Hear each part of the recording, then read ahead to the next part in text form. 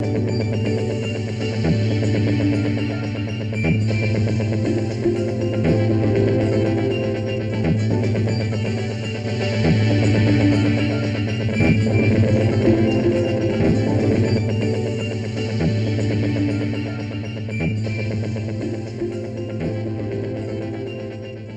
épreuves de l'examen d'État édition 2012-2013 a débuté ce 24 juin sur toute l'étendue de la RDC.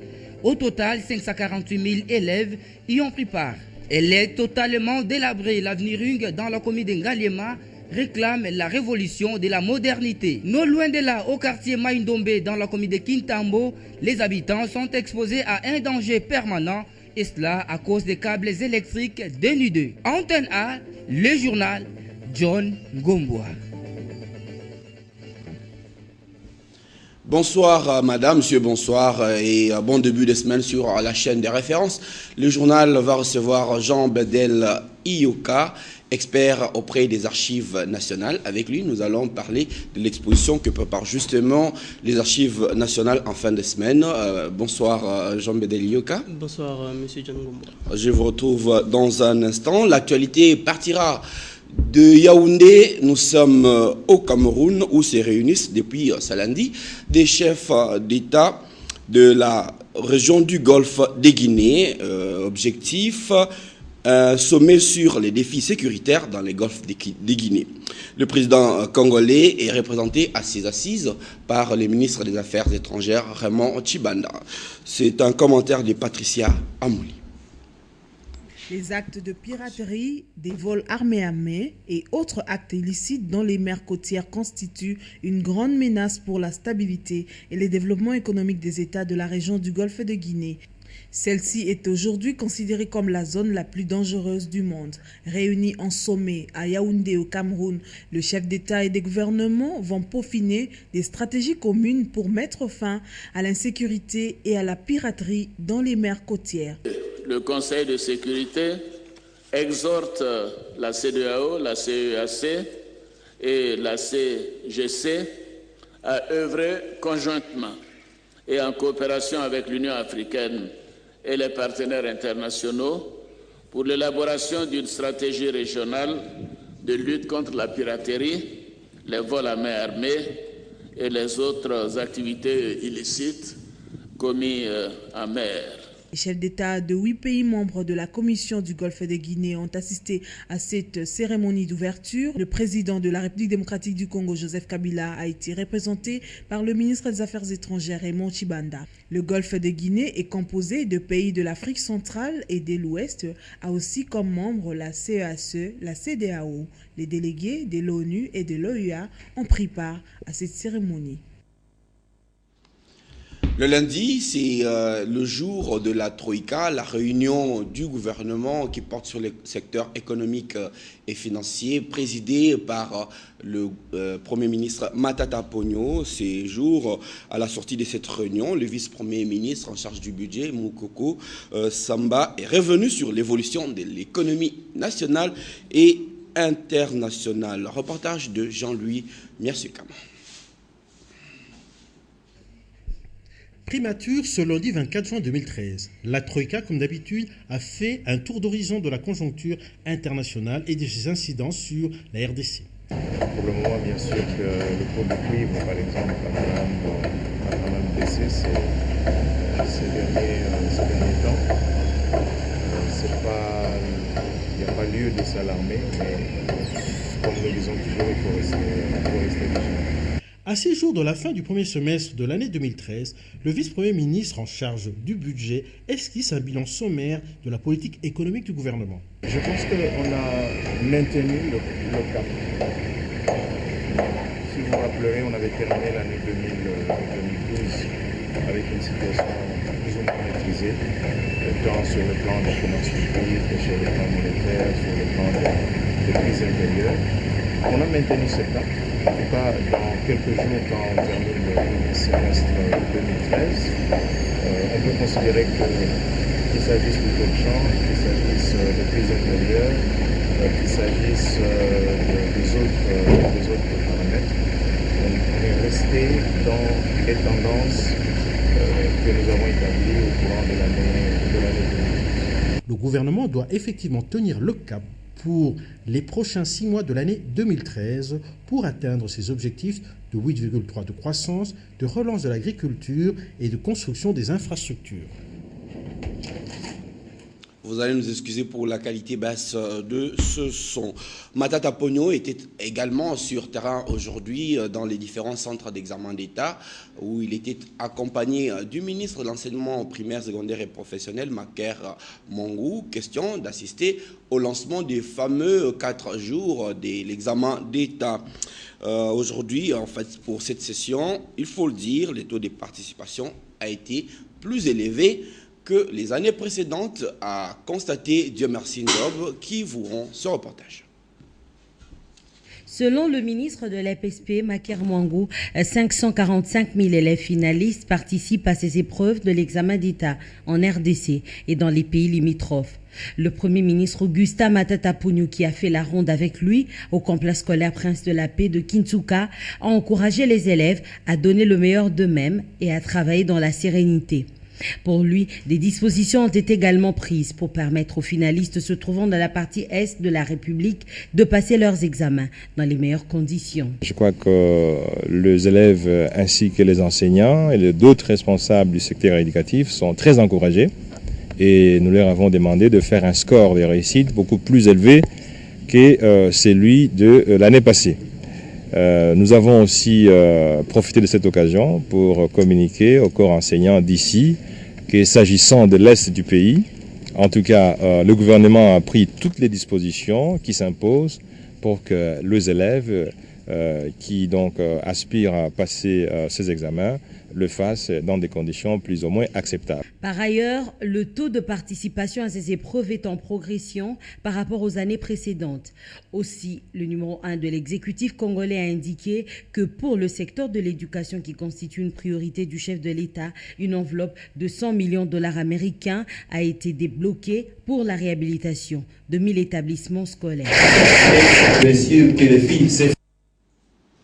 Bien entendu, après la première journée, les finalistes se disent plutôt confiants, comme d'habitude, que ce soit à Kinshasa ou au lycée Sacré-Cœur, où nos reporters se sont rendus. L'ambiance est plutôt à la confiance et à la prière pour cette première journée.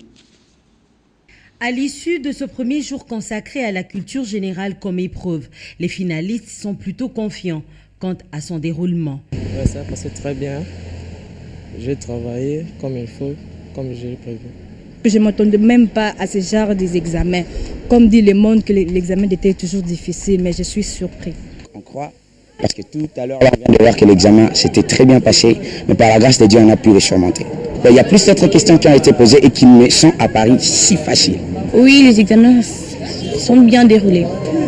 Qu'est-ce qu'on vous a posé comme question? On nous a posé des questions sur les partis politiques, on a dessiné la carte de la RDC, donné les tronçons et tout, et ça s'est quand même bien passé. Et si pour certains, l'heure est aux échanges sur l'examen, d'autres par contre ont respecté cette parole des Saintes Écritures qui dit « Priez sans cesse ». On croit que Dieu peut derrière nos mains. On n'attend pas qu'on soit d'ici pour dire que Seigneur, je crois maintenant que tu peux. Pour les 3 derniers jours, le programme prévoit les options pour ce mardi, les sciences le mercredi et enfin les langues pour le jeudi. La prière ne devrait pas empêcher une bonne préparation à l'examen d'État. À l'école primaire Ngalula, nous sommes là au Katanga. À Kalemi, exactement, les élèves ont une motivation supplémentaire pour venir au cours. Il s'agit d'une cantine installée pour leur servir des plats chauds. La cantine a été installée grâce aux soins du programme alimentaire mondial PAM. Mami Tambou revient de Kalemi.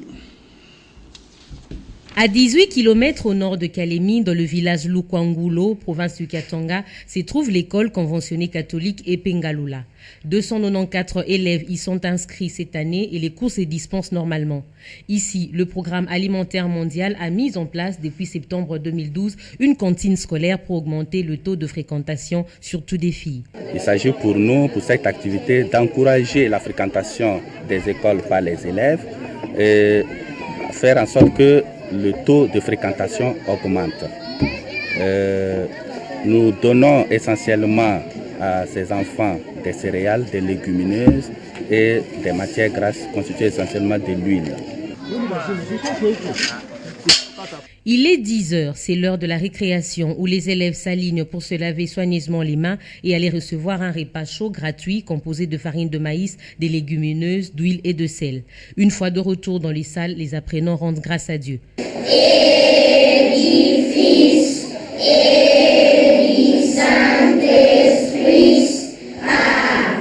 Il n'y a pas que les élèves qui reçoivent la ration alimentaire. Les élèves et les familles des cuisinières sont aussi concernés. Cependant, le directeur de cet établissement scolaire a un souci. Nous demandons au projet PAM qui nous construise un tôle, un dépôt en tôle. Depuis début 2013, le PAM Kalemi a assisté pour l'ensemble de sa zone d'intervention 376 écoles. Restons dans le domaine de l'éducation pour vous dire que la biodiversité des poissons des bassins des rivières Kwilu et Lulua, sous-affluents et affluents sud de la rivière Kasaï, c'est là le thème de doctorat en sciences du chef des travaux Mbimbi Maïmounene José, qui l'a présenté samedi à la faculté des sciences de l'université de Kinshasa. C'est un reportage de Popol Ndiakor.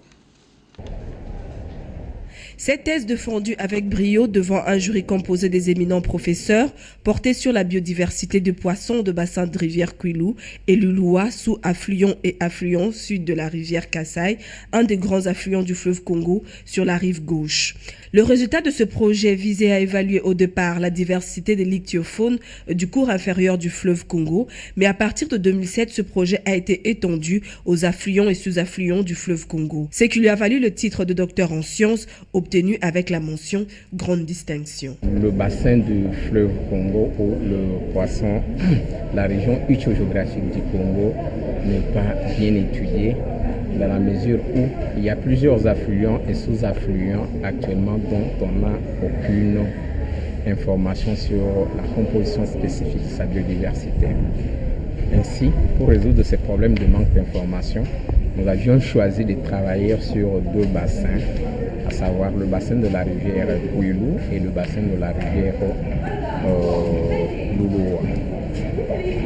C'est que depuis 2007, on a entrepris on a entamé les recherches et qui nous ont permis aujourd'hui d'arriver là où nous sommes.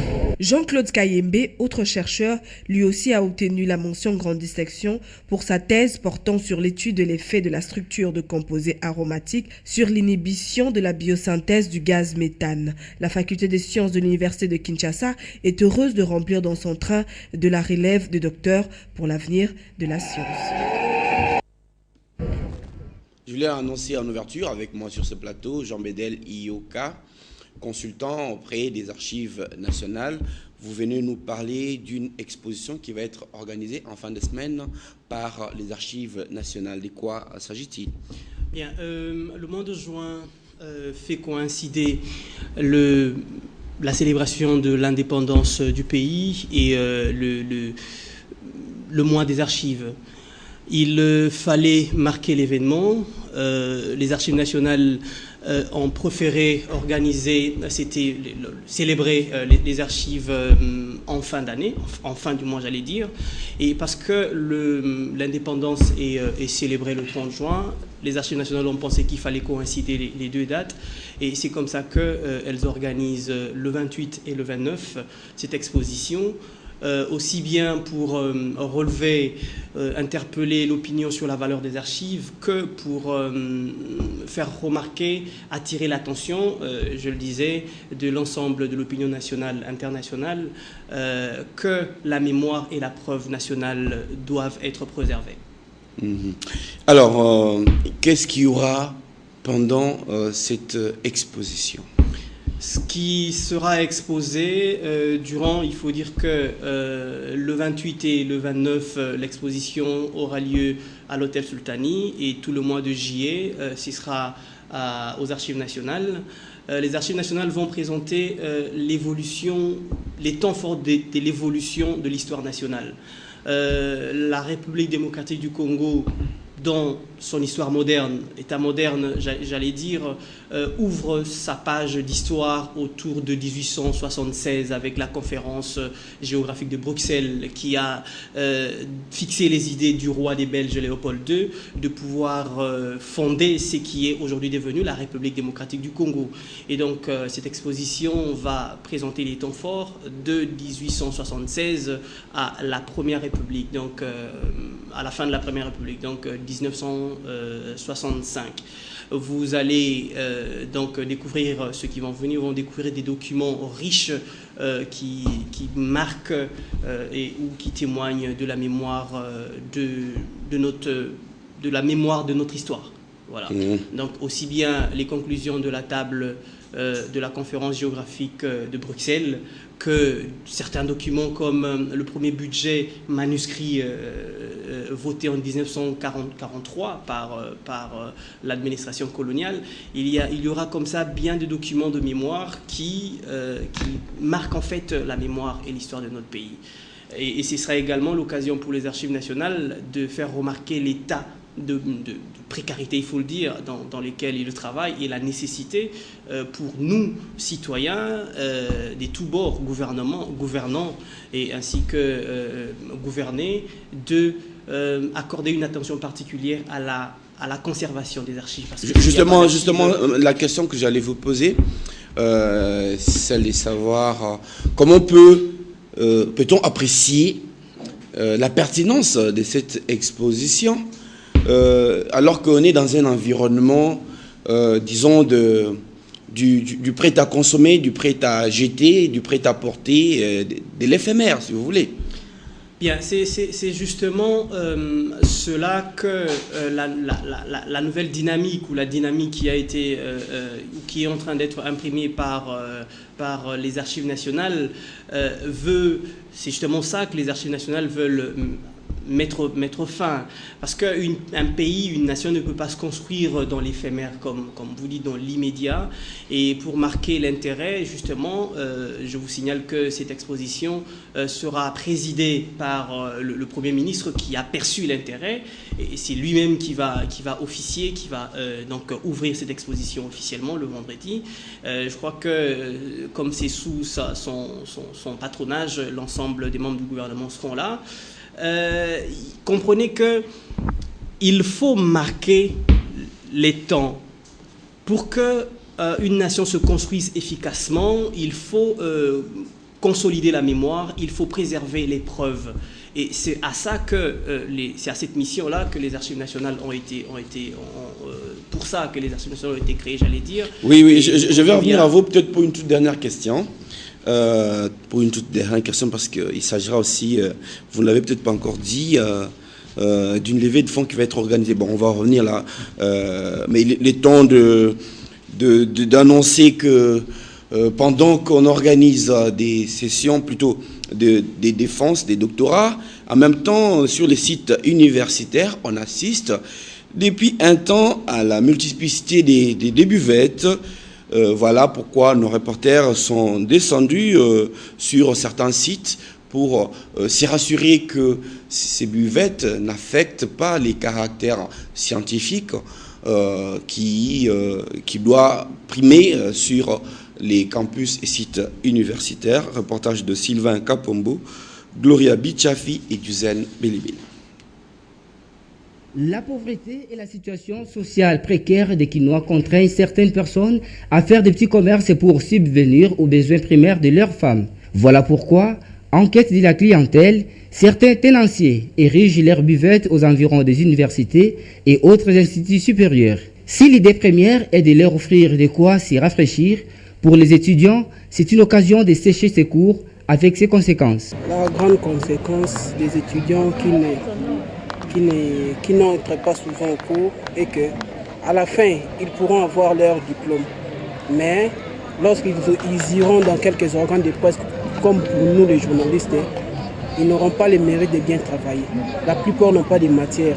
En plus, cela est mauvais du fait que même ceux qui entrent, même ceux qui n'entrent pas, et tous à la fin réussissent. Cela ne montre pas une bonne image des universités ici en RDC.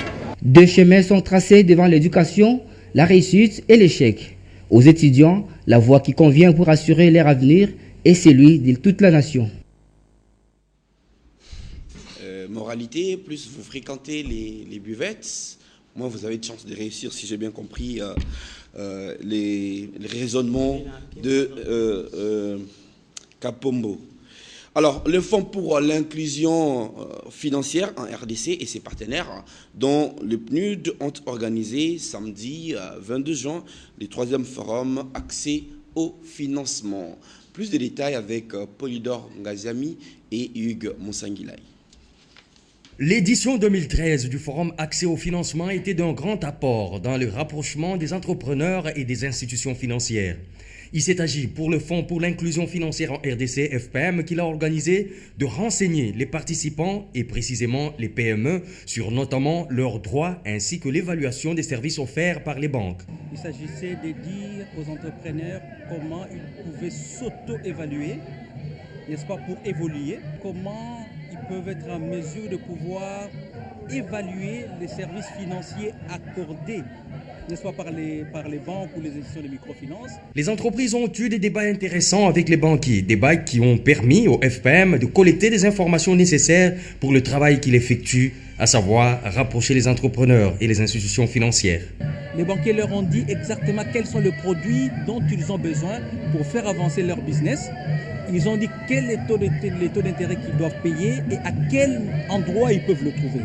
Donc ça a été extrêmement intéressant. Ce 3e forum qui a bénéficié de l'appui financier du PNUD s'inscrit dans la continuité de celui de 2012, mais avec quelques nouveautés. Nous avons introduit de nouveaux sujets qui sont actuels, notamment de OADA, parce que c'est vraiment un sujet d'actualité, mais aussi nous avons ajouté la question liée, n'est-ce pas, à la protection des droits du consommateur, qui est quand même qui entre aussi dans la ligne de compte de la finance responsable. Tout au long des travaux, qui se sont du reste déroulés à l'Université protestante au Congo, les participants ont pu visiter les stands aménagés aussi bien par les institutions financières que par les entrepreneurs. Une stratégie qui a non seulement facilité la circulation de l'information, mais surtout rapproché les uns et les autres.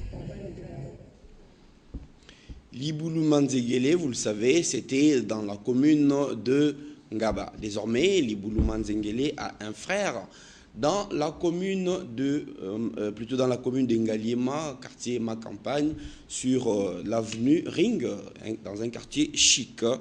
Le constat est fait par Jenny Tamboué, Nadia Koulenfouka et Noëlla Mukendi.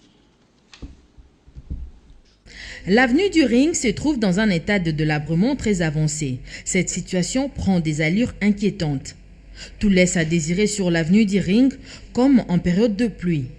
Pire encore, les câbles de courant électrique dénudés exposent les habitants et passants à un danger permanent d'électrocution, d'où ces SOS lancés au gouvernement congolais.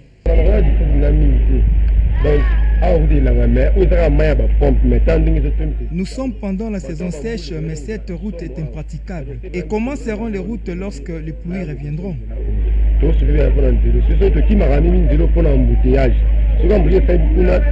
L'état de cette rue inquiète même les automobilistes qui l'empruntent. Le gouvernement doit construire un pont comme celui de Makelele.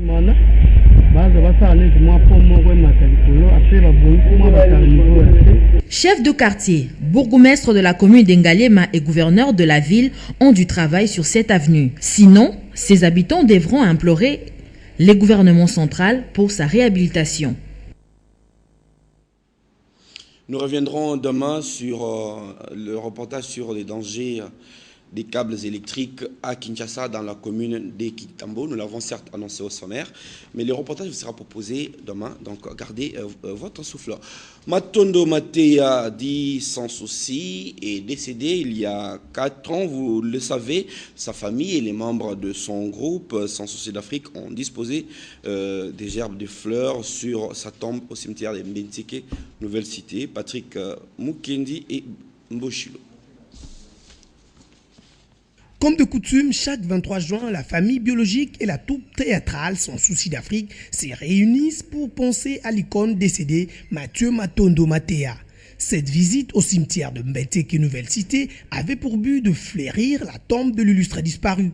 Les comédiens de la troupe qu'il a fondée gardent toujours un souvenir vivace de son souci et de ses prestations qui ont galvanisé le public de son vivant. Donc, groupe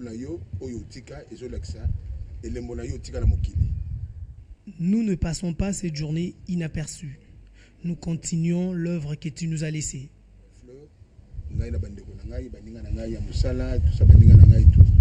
Chaque le 23 juin, Manda Papa Tikabiso, groupe Pour la famille, papa, malgré ta mort, les groupes évoluent très bien. Les groupes évoluent très bien. Mais nous ne cesserons guère de penser à toi. Banda Okenda Papa, groupe évolue à Kamalamu, tous les gens qui évoluent Malamu, oui, au Tskaki Bango, na Makasu au Tskaki Bango. Y a-t-il pas un adage qui dit l'artiste ne meurt jamais, il vit grâce à ses œuvres? Mathieu Matondo Matea dit Yangabor, maréchal, a bel et bien laissé son empreinte parmi le féru de la comédie populaire. Un cocktail a été offert par le président du groupe Poudre des Chasses à Massima Nimba dans la commune de Kassavubu. La dernière journée de la phase allée, la Lina Foot a failli tourner au vinaigre hier au stade de Martyr.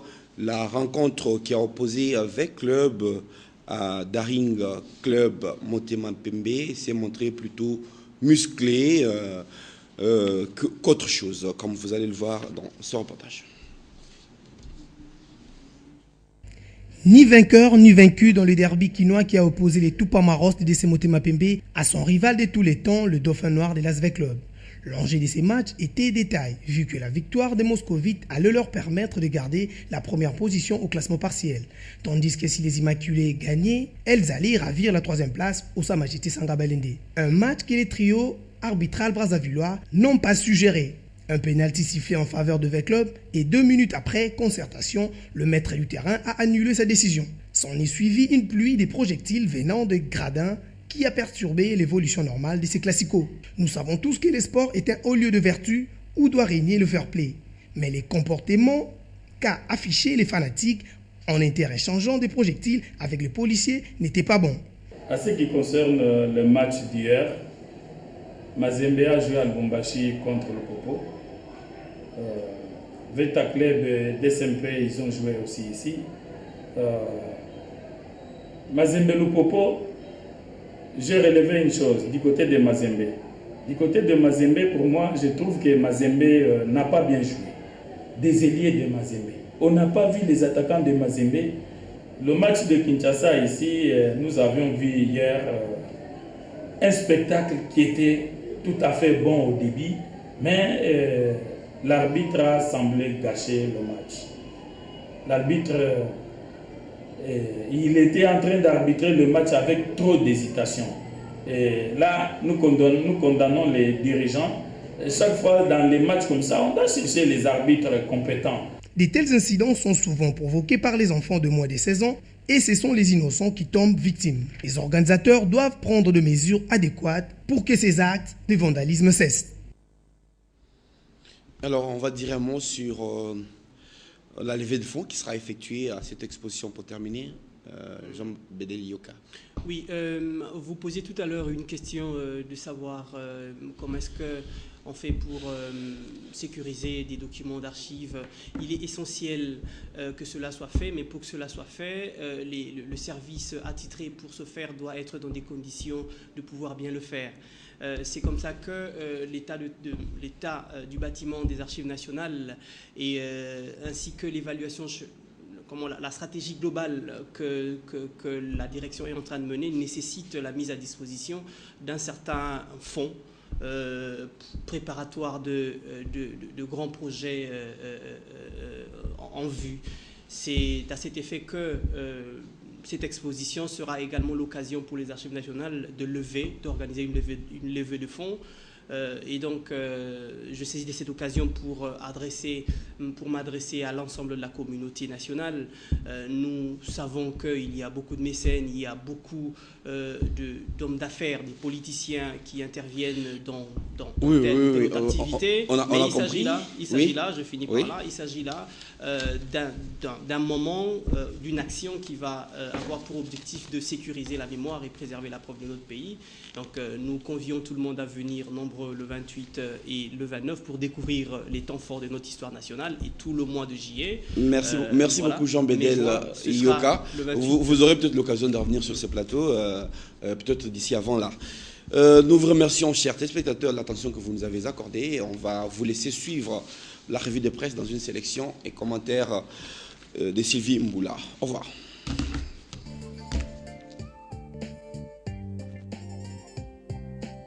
Bonsoir et bienvenue à ces journaux de journaux. Commençons par les guides qui annoncent la révision constitutionnelle. L'article 220 sous les viseurs du PPRD. Selon le quotidien, politiquement, la majorité présidentielle a réussi jusque-là à faire sauter les verrous pour atterrir en 2016. Le premier verrou à sauter, l'élection présidentielle à un tour en 2011 et le deuxième verrou, c'est le retour de l'abbé Malou Malou à la tête de la CENI. Le journal poursuit en disant que le troisième verrou sera explosé probablement. C'est l'article 222. Mais alors, comment y arriver? Le récent ouvrage du secrétaire général du PPRD, Évariste Bouchab, serait le coup de sifflet du début du match. La révision de la Constitution n'est pas impossible, même si le Parlement reste encore silencieux à ces points. Mais à l'allure où vont les choses, ajoute le quotidien, il n'est fort certain que ce sujet qui fâche soit déjà sur la table de Bambilnakou à la prochaine session parlementaire du 15 septembre. En tout cas, lorsque le secrétaire général du PPRD affirme dans son ouvrage que la Constitution du 18 février 2006 est truquée d'incohérences car contenant des articles redondants, hypocrites et même irréels. Africa News parle de son côté de pleurs de Félix Tshisekedi concernant son siège à l'Assemblée nationale. À ce sujet, le journal renseigne que le fils Tshisekedi, invalidé le samedi 16 juin dernier par ses pairs, résigne la décision de la plénière et croit un acharnement contre sa personne. Félix Tshisekedi est donc accro à son mandat. L'actualité, c'est aussi le début des épreuves de l'examen d'État édition 2013, c'est lundi 24 juin. Selon la référence plus, pour ce qui est de la surveillance de cette édition, les responsables de sous-division sont accusés de clientélisme. D'après le quotidien, une source digne de foi affirme que les surveillants qui sont retenus pour cette édition proviennent de sources douteuses. Les responsables de sous-division qui avaient la charge de recruter ces derniers ont fait le recours qui a une connaissance qui a un frère ou une sœur, tout simplement parce que la cagnotte des surveillances ne doit pas passer dans le poche d'autres personnes. Au total, 500 000 élèves finalistes sont attendus dans différents centres de passation du 24 au 27 juin 2013. Terminons en sport avec la prospérité qui décrit les spectacles désolants que les teams verts et blancs et verts noirs ont offert hier dimanche au Stade de Martyrs sous un score vierge 0 but partout. À la base de ces spectacles désolants, la faute de l'arbitre Serge Soumou du Congo-Brazzaville qui a sifflé un penalty pour l'ASV Club à la deuxième période avant de le retirer immédiatement après la pression des Imaniens qui se sont levés de partout d'un coup pour cracher sur lui. Le Stade de Martyrs a été transformé à un champ de tir entre le supporters de Dessampé et la police d'un côté et de l'autre côté le supporters de V Club en colère. Vraiment, qui désole. Ce sera tout pour ce soir. Merci de nous avoir suivis et bonne soirée chez vous.